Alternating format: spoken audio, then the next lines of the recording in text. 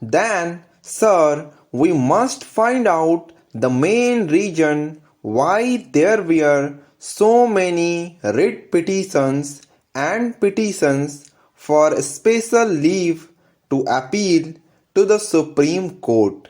That was so because in most of these cases we had made the decision of that tribunal final. Now, under the Constitution, the Supreme Court has got the right to grant special leave of appeal. That is naturally untouched. Similarly, the High Courts have got the right of the power to issue writs. Of course, I cannot say that it is all without justification. Probably many of those courts thought that in a matter where the aggrieved party had no remedy whatsoever, they should rather have the right to look into that matter.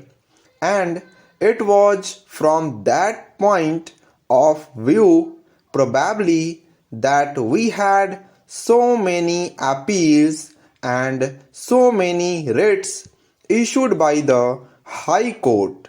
Now we are going to provide in this measure for a direct appeal to the High Court itself. As the lawyer, members probably know when there is a remedy by way of appeal. No High Court ordinarily issues any writ, and the Supreme Court is not expected to grant any special leave of appeal. It has therefore been found desirable to provide straightway for an appeal to the High Court by an aggrieved party. This will also, I think, remove much of the delay which is ordinarily caused by these matters. Apart from that, sir, the clause itself mentions that the tribunal shall decide the election petition within 6 months and that the High Court shall dispose it of within 3 months. I know that even if we impose such a restriction, it may not necessarily be so. But I am sure that unless there are any special reasons, etc., the tribunals will dispose of these matters within 6 months, and the High Courts also will give priority to matters like these and dispose them of within 3 months. So, the honorable members will find that the present provision that has been made in this bill is much more satisfactory than the previous one.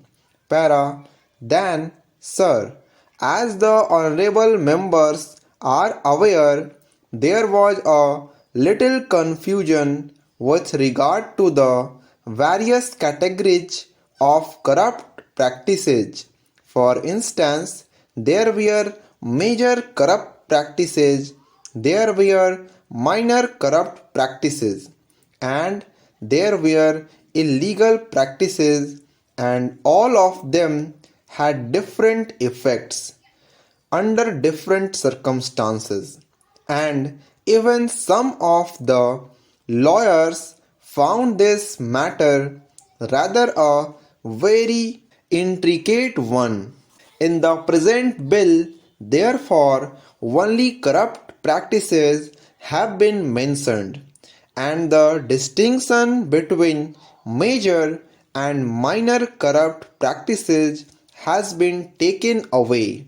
Of course, so far as offences are concerned, there is that category of electoral offences, and that has been done not with a view to changing any particular effect with respect to the matters which are undesirable, but that has been done with a view to making the whole thing far more simple and easily understandable.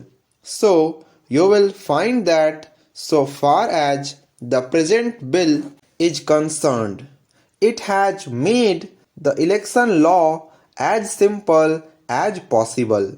Probably there has been some differences of opinion in the other house, and there might be some differences of opinion in this house as well with regard to the clause relating to disqualification, and particularly with regard to the disqualification incurred by a person who has been sentenced to imprisonment for 2 years and more.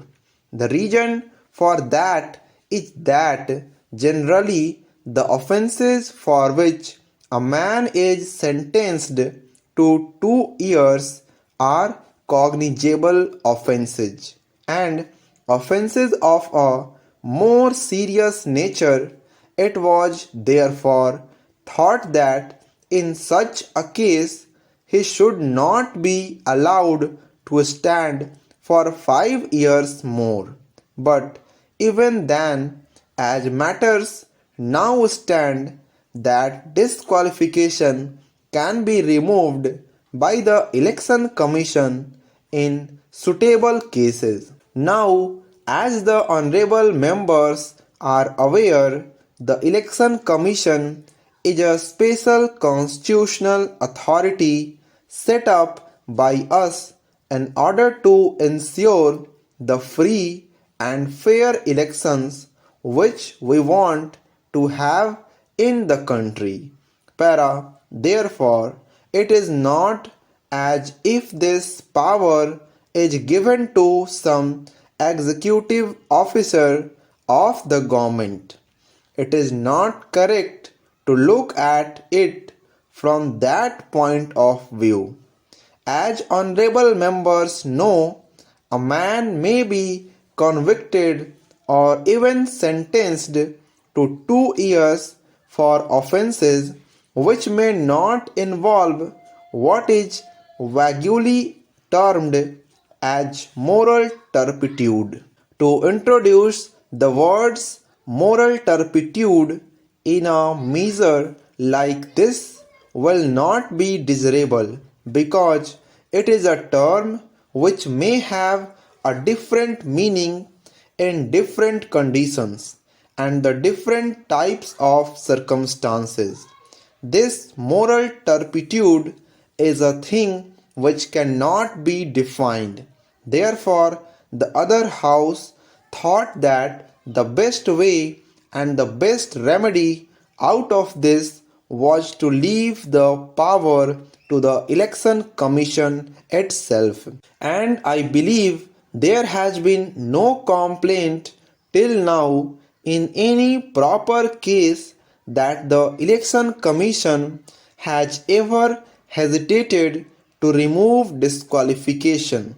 If it could be done, I am sure that hereafter also there is no such danger so far as that independent authority is concerned.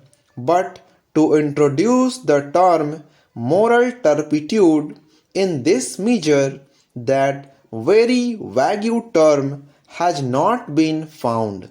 There are one or two other matters which were raised by previous speakers and which may be raised here also, and I will briefly refer to them.